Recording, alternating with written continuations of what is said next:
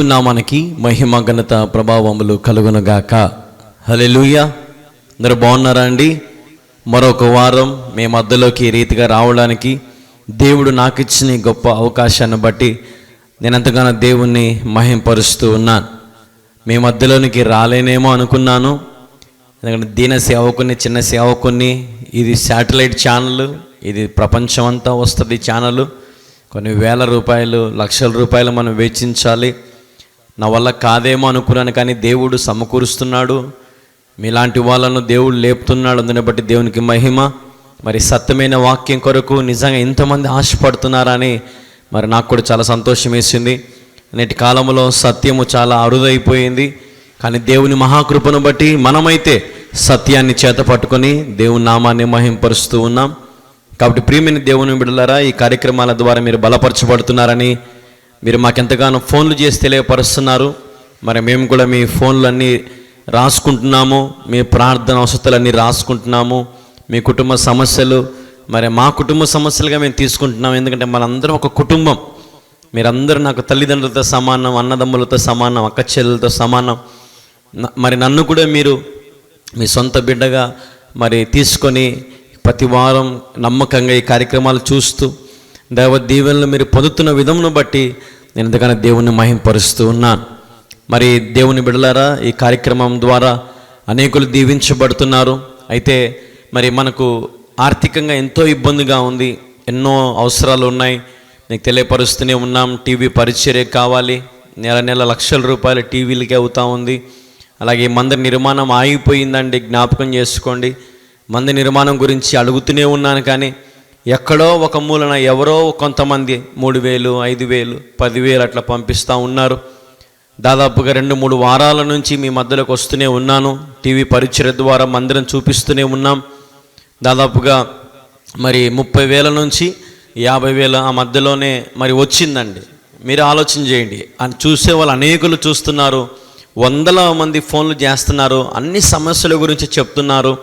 అందరి సమస్యల గురించి మేము ప్రార్థన చేస్తున్నాం.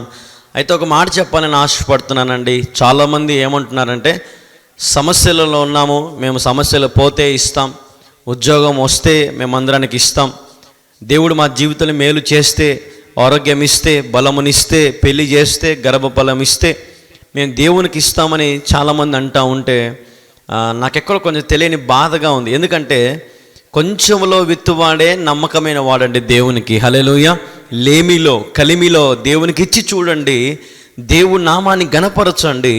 దేవుడు మీ అవసరాలు ఖచ్చితంగా ఆయన వింటాడు, నెరవేరుస్తాడు, సమకూరుస్తాడు. నమ్మిన వారు దేవునికి స్తోత్రం చెప్పండి. హల్లెలూయా. ప్రియమైన దేవుని బిడ్డలారా, మరి ఈ కార్యక్రమాల ద్వారా మీరు బలపరచబడుతున్నారు.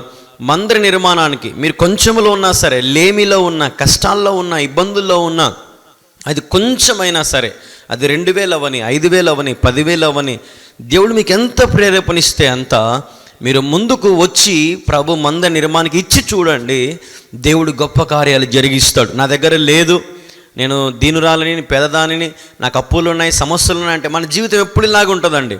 మీరు ధైర్యము కలిగి అడుగు ముందుకేసి దేవునికి ఇచ్చి చూడండి, దేవుడు గొప్ప కార్యాలు చేస్తాడు. నా యవ్వన జీవితాన్ని దేవునికి ఇచ్చేసానండి, నా సంపాదన దేవునికి ఇచ్చేసానండి, నాకు వచ్చే ప్రతి ఇన్కమ్ కూడా మందిర నిర్మాణానికి, టీవీ పరిచర్యకు, అన్ని రకాలుగా పరిచర్యలు విత్తుతూనే ఉన్నాను. కాబట్టి ఈరోజు మరి ఇంత గొప్ప ఛానల్లో నేను మాట్లాడగలుగుతున్నాను, దేవుని నామాన్ని, సత్యమైన సువార్తను నేను ప్రకటించగలుగుతూ ఉన్నాను. కాబట్టి దేవుడు నిజంగా ఎంతైనా గొప్ప దేవుడు అండి, గొప్ప కార్యాలు చేస్తాడు. కానీ మీరు కొంచెంలో విత్తితే ఆయన మిమ్మల్ని బహుగా ఆశీర్వదించడానికి రెడీగా ఉన్నాడు. కాబట్టి ఈరోజు ఈ కార్యక్రమం చూస్తున్న దేవుని బిడ్డలారా, మందిర నిర్మాణం గురించి మీరు ప్రార్థనలో పెట్టండి. ఒకవేళ ఇప్పుడే దేవుడు మీకు ప్రేరేపిస్తే వెంటనే మీరు మీ సహకారాన్ని ఈ కింద కనపడుతున్న మా నెంబర్కి మీరు ఫోన్పే ద్వారా, ఈ పైన కనపడుతున్న మా నెంబర్కి మీరు ఫోన్పే ద్వారా మీరు మాకు విరాళాలు, సహకారాన్ని, మీ కానుకలను అందించవచ్చు. లేదనుకుంటే మన దగ్గర ఎప్పుడు ఉండదండి. క్రైస్తవుల మనం, దేవుని బిడ్డల మనం లేమిలో ఉన్నాం, ఎప్పుడు కూడా సమృద్ధిగా ఉన్నామని చెప్పాలా. నేను సమృద్ధి గల వ్యక్తిని, సమృద్ధి గల వాడని, నేను, నాకు యేసయ్య ఉన్నాడు, నాకు దేవుడు ఉన్నాడు, నాకు ఏ కొదువ ఉండదు అని నువ్వు ధైర్యంగా ఎప్పుడైతే చెప్తావో నీ జీవితంలో ఉన్న ప్రతికూల పరిస్థితులన్నింటినీ దేవుడు అనుకూలము చేస్తాడు, సరళము చేస్తాడు. మెట్టగున్న మార్గాలన్నింటినీ జ్ఞాపకం చేసుకోండి. హల్లెలూయా. కాబట్టి ఈరోజు ఒక దైవ సేవకునిగా ఈ ఉదయకాల సమయంలో ఈ ప్రసంగం చూస్తున్న వారు, ఈ కార్యక్రమం చూస్తున్న వారిని అందరూ ఒక చిన్న ఐడియా చెప్తున్నాను అంతే.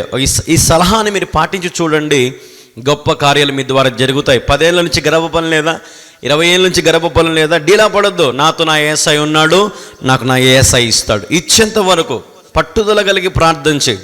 కొంచెంలో ప్రభుకి విత్తు, ప్రభుని గణపరుస్తూ ఉండు, ప్రభుని ఆరాధిస్తూ ఉండు. చెప్పుడు మాటలు వినొద్దు, వేరే వేరే వాటి వైపు నీ దృష్టిని మళ్లించుకోవద్దు. ఒకటే దృష్టి, ఒకటే గమ్యం, ఆయనే మనకు మార్గం. హల్లెలూయా. ఆయన వైపు మనం వెళితే ఆయన మన వైపు చూస్తాడు, ఆయన మన అవసరాలు తీరుస్తాడు, మన అక్కర్లు తీరుస్తాడు. నీ కన్నీటిని ఆయన తుడిచి నీకు చిరునవ్వును నీ ముఖం మీద నింపుతాడు ఆయన. హల్లెలూయా. కాబట్టి దేవుని బిడ్డలారా, మరి గడిచిన 2-3 వారాల్లో 30 నుంచి 50,000 దాకా మరి కానుకలు పంపించారు. 10,000, 2,000, 1,000, 500, కొంతమంది 20 రూపాయలు, 50 రూపాయలు అట్లా చాలామంది పంపించారు. కొంతమంది అయితే అకౌంట్లో ఉండే బ్యాలెన్స్ మొత్తం పంపించారండి. అందుని బట్టి నేను దేవుని మహిమ పరుస్తున్నాను. చాలామంది సహకరిస్తున్నారు. మరి హైదరాబాదులో అయితే హాస్పిటల్లో పనిచేసేవారు, ఇళ్ళల్లో పనిచేసుకునేవారు, లేదంటే చాలా రకాలుగా ఫ్యాక్టరీలలో పనిచేసేవారు, వ్యాపారస్తులు, చిన్న చిన్న అంగళ్ళు అంటే దుకాణాలు పెట్టుకున్నవారు, చిన్న చిన్న చీరల వ్యాపారం చేసుకునేవారు, చిన్న చిన్న కంపెనీలు, చిన్న చిన్న ఎంప్లాయీస్, సాఫ్ట్వేర్ ఇంజనీర్స్ ఇట్లా చాలామంది ఫోన్లు చేశారు. చాలామంది ఇస్తామంటున్నారు, కానీ చాలామంది ముందుకు రాలేకపోతున్నారండి. దేవునికి ఏమి ఇస్తామంటున్నారు, కానీ ఇవ్వలేని స్థితిలో ఉంటున్నారు. నేనేం చెప్తానంటే, కొంచెంలో విత్తండి, ప్రభు కోసం ఆరాటపడండి, ప్రభు మీ అవసరాలు తీరుస్తాడు. ఈ మందిర నిర్మాణం ఆగిపోయింది కాబట్టి ఈ గోడలు చీలిపోతూ ఉన్నాయి, మీకు చూపిస్తూనే ఉన్నాం. కాబట్టి ఈ స్లాబ్ పడేంత వరకు మనం ప్రార్థన చేద్దాం. ఈ స్లాబ్ పడితే మన జీవితాన్ని కూడా దేవుడు కట్టునుగాక. ఆమేన్. హల్లెలూయా. దీని గురించి మీరు ప్రార్థన చేస్తూనే ఉండండి, ఇచ్చిన వారు ఇస్తూనే ఉండండి. మేము ఇచ్చాం కదా, మా చేయి దులుపుకుందాం అనుకోవద్దు దయచేసి. నెల మీరు స్పాన్సర్గా ఉండండి, నెల మీరు ముందుకు రండి, టీవీ కార్యక్రమాలకు ముందుకు రండి. ఇచ్చిన వారు మౌనంగా ఉండకుండా ప్రార్థన చేస్తూ ఉండండి. మీ జీవితంలో గొప్ప కార్యాలు దేవుడు చేసేంత వరకు, దేవా మరి మేము నీ మందిరానికి ఇచ్చామయ్యా, మా జీవితంలో గొప్ప కార్యం నువ్వు చేయి దేవా అని మరి మీరు కూడా ప్రార్థన చేసుకుంటూ ఉండాలి. మేమైతే దాదాపుగా ఇప్పటికీ కొన్ని వేల ఫోన్లు వచ్చాయి, దాదాపుగా మరి 4,000 చిల్లర దాకా ఫోన్లు వచ్చాయండి. అందరి గురించి నేను బుక్కులు రాసుకుని రోజు ఉదయము సాయంత్రము నేను ప్రార్థన చేస్తూనే ఉన్నానండి. రాత్రిపూట రోజు ఉపవాసం ఉండి ప్రభు సన్నిధిలో 2 అయినా 3 అయినా ప్రార్థన చేశాక నిద్రపోతూ ఉన్నానండి. కాబట్టి జ్ఞాపకం చేసుకోండి, నేను మీ అందరి పక్షం ప్రార్థన చేస్తూనే ఉన్నాను. దేవుడు మీ జీవితంలో గొప్ప కార్యాలు జరిగిస్తాడు. నమ్మకంతో ఉండండి, విశ్వాసముతో ఉండండి. అట్టి కృప నా దేవుడు మీకు దయచేయును గాక. ఆమేన్.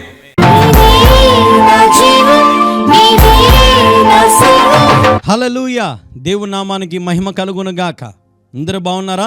మరొకసారి మీతో మాట్లాడడానికి దేవుడు ఇచ్చిన కృపను బట్టి దేవునికి మహిమ. మరి ఈ సమయంలో దేవుడు మన కొరకు సిద్ధపరిచిన వాక్యాన్ని మనం ధ్యానం చేసుకోక మునుపు కొన్ని వివరాలు మీకు తెలియపరచాలని ఆశపడుతున్నాను.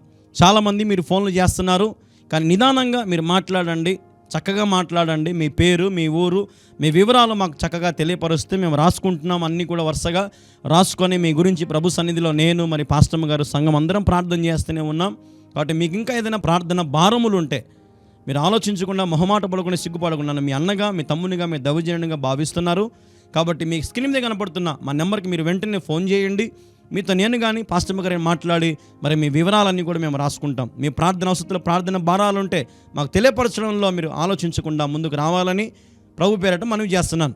మరి సమయంలో దేవుడు మన కొరకు సిద్ధపరిచిన వాక్యాన్ని మనం చదువుదాం. మార్కు సువార్త 5వ అధ్యాయము 22 నుంచి 24 వరకు మనం చదువుదాం.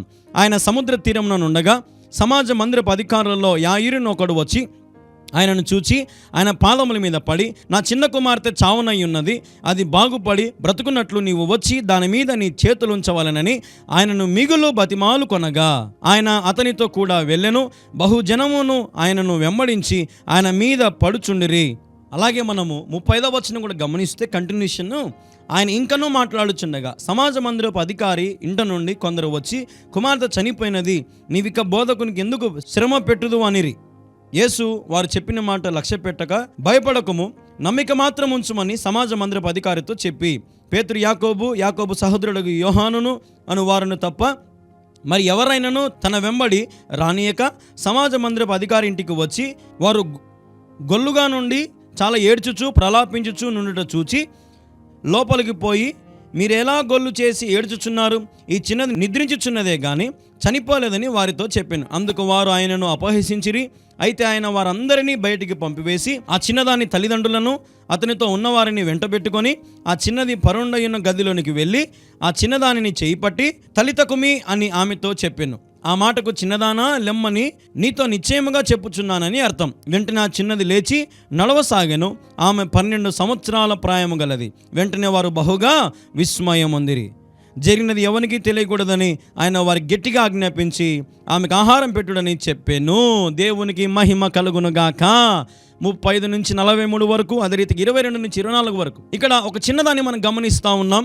మరి వాక్య నిమిత్తమై చిన్న ప్రార్థన చేసుకుందాం. ప్రార్థన. మా ప్రేమైన యేసుక్రీస్తు ప్రభువా, నీ కొందని ఎదిగే సమయం నిలబడి నీ మాటల్ని ప్రకటిస్తూ ఉంటుండగా నేను మాట్లాడితే కార్యము జరగదు ప్రభా.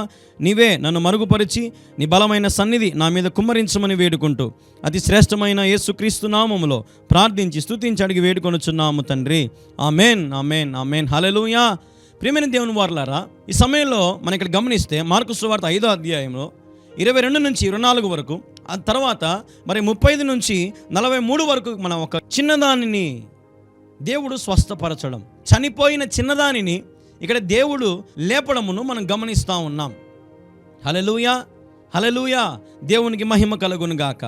మనం చదివినట్లుగా మరి యేసుక్రీస్తు ప్రభువారి వద్దకు మరి ఇతను వచ్చాడు.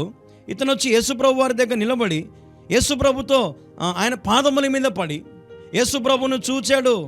యేసు ప్రభుని చూచి ఆయన పాదముల మీద పడి నా చిన్న కుమార్తె చావనయ్యున్నది యేసయ్యా, ఆ చిన్నది బాగుపడి బ్రతుకున్నట్లుగా నువ్వు దాని మీద చేతులు చాచాలని నేను బతిమాలుకుంటున్నానని అడగడము ప్రారంభం చేస్తూ ఉన్నాడు.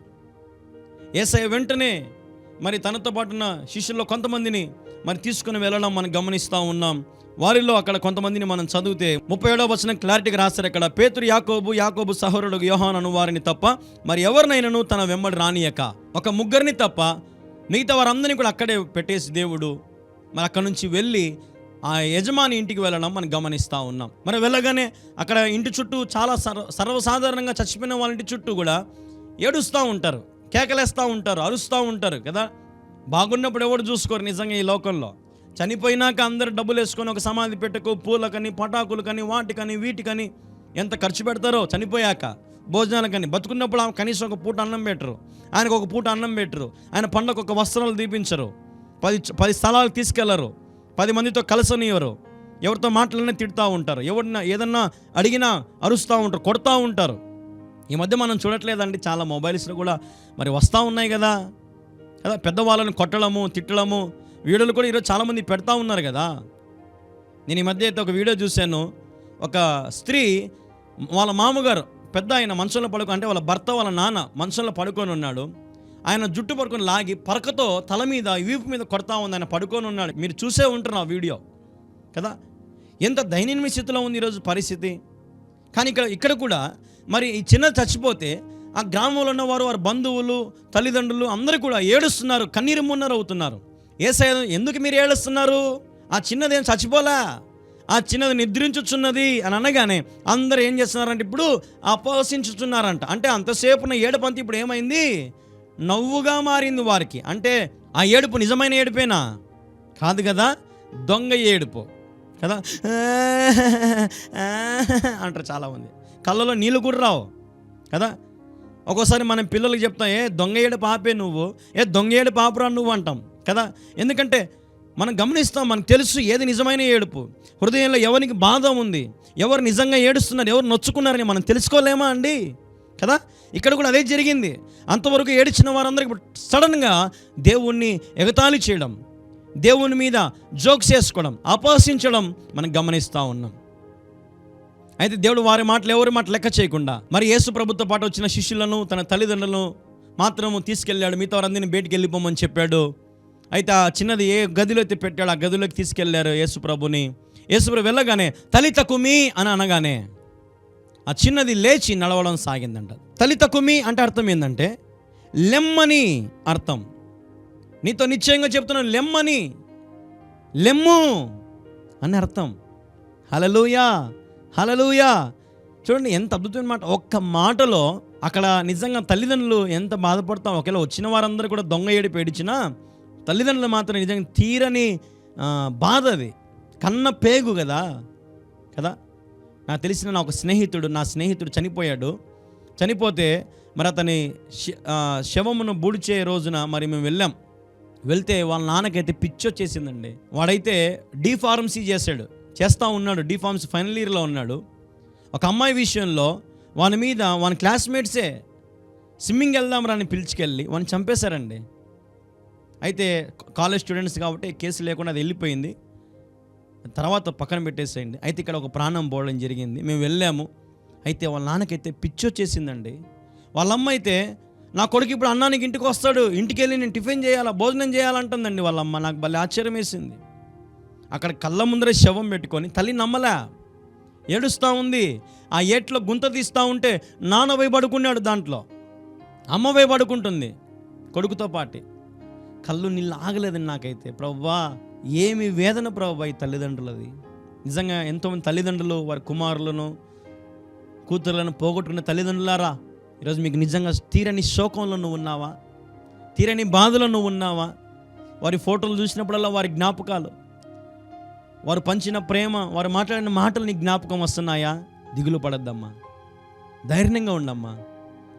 ఒకానొక రోజున నువ్వు వారిని చూడాలంటే ఈ లోకంలో నువ్వు విశ్వాసయాత్రలో సాగితే, ఈ లోకంలో మనం చనిపోయినాక దేవుని రాజ్యంలో నిజంగా మనం ఈ లోకంలో ఎవరినైతే మరి దేవునికి తగినట్టుగా బ్రతికారో వారందరిని అక్కడ మనం చూడగలుగుతాం. దేవునితో నడిచిన వారిని అందరినీ కూడా అక్కడ మనం కలవగలుగుతాం.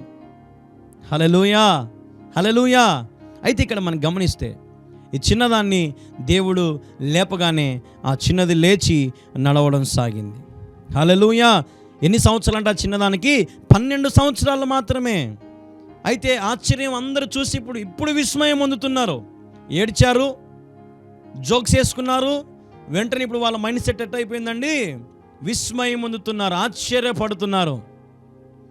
దేవుని జవాబులు ఎలాగుంటాయంటే, ఆయన శత్రువుని కొట్టేవాడు కాదు, చేతలతో చూపించేవాడు, క్రియలతో జయం.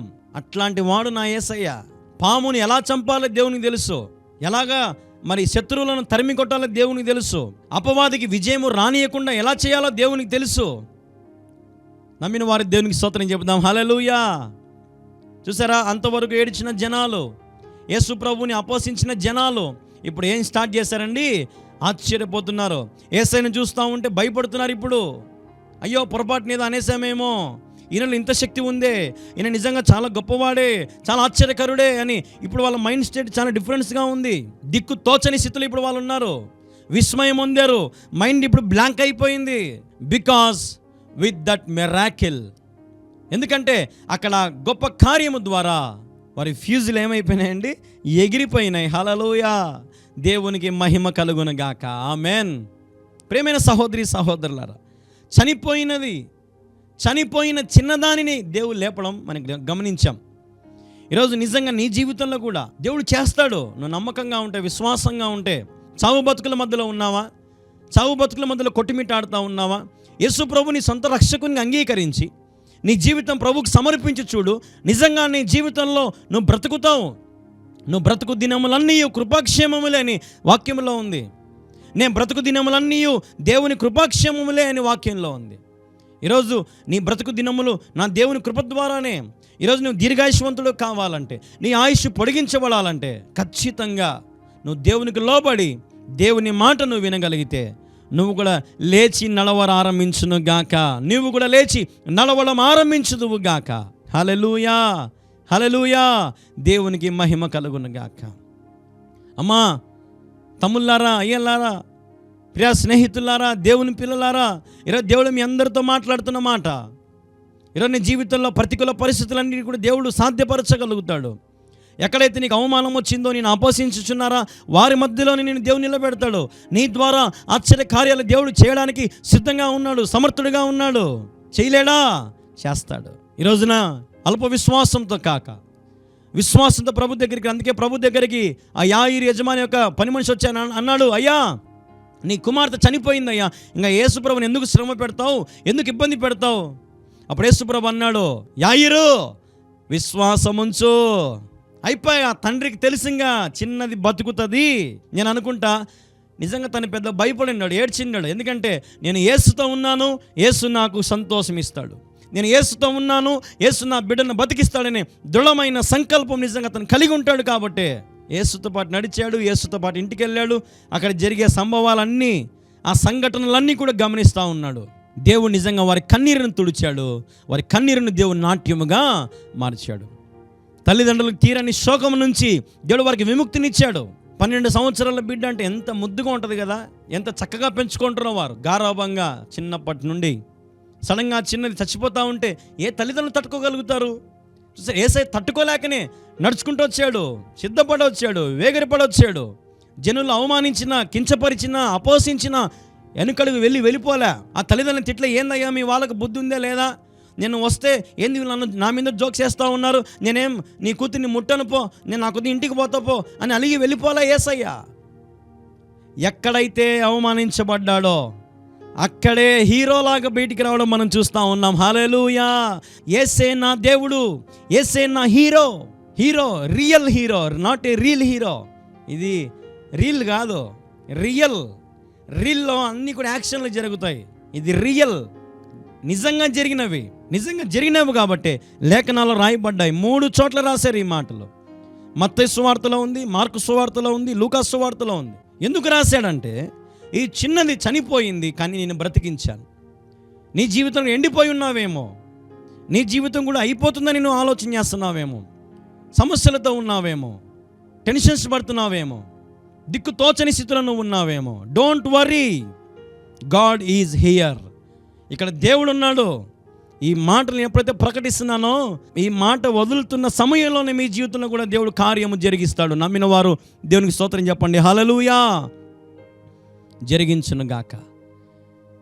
నేను నిజంగా ఎంతోమందికి స్వస్థ ప్రార్థన చేస్తూ ఉన్నాను, ఎంతోమందికి ఆశీర్వాద ప్రార్థన చేస్తున్నాను, ఉపవాస ప్రార్థన చేస్తున్నాను. మొన్నే 21 రోజులు ఉపవాస ప్రార్థనలు అయిపోయి కొన్ని వందల మంది పాల్గొన్నారు లైవ్ల ద్వారా.